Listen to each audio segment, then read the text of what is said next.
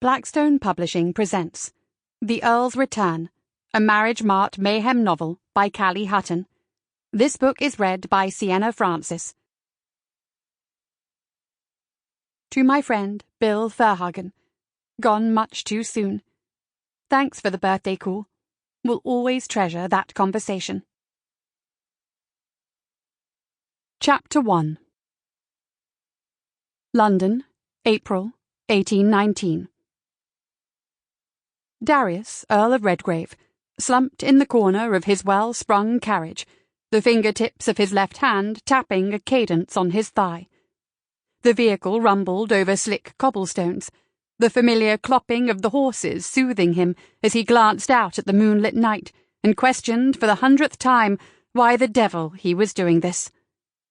He fought the urge to tap on the ceiling of the carriage and instruct his driver to return home. I need an heir. It was simple, and yet complicated at the same time.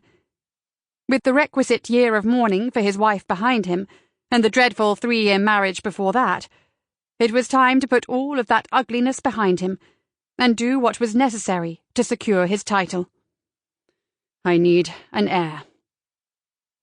Knowing his first appearance in society was inevitable if he were to find a bride, he'd accepted the invitation to Lord and Lady Remington's ball.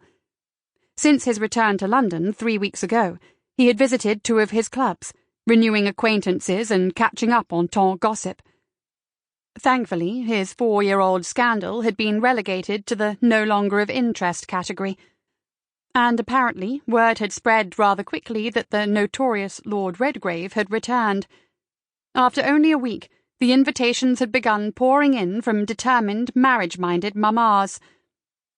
The few comments he'd picked up at White's indicated that merely a few weeks after he and Lady Priscilla had made their way to Gretna Green 4 years ago, the Duke of Manchester's sister, Lady Abigail, had quickly and quietly married Mr. Joseph Fox, a rector in Addersby End.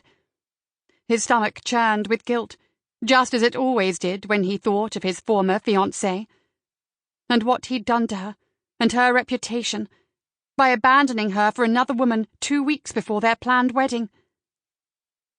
Due to the guilt he'd suffered because of his actions, he'd insisted he and Priscilla remain at his country estate, Redgrave Manor, for the duration of their ill-fated marriage.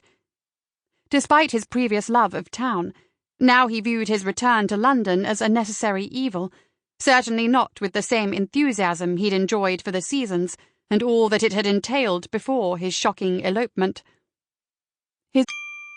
Sample complete. Ready to continue?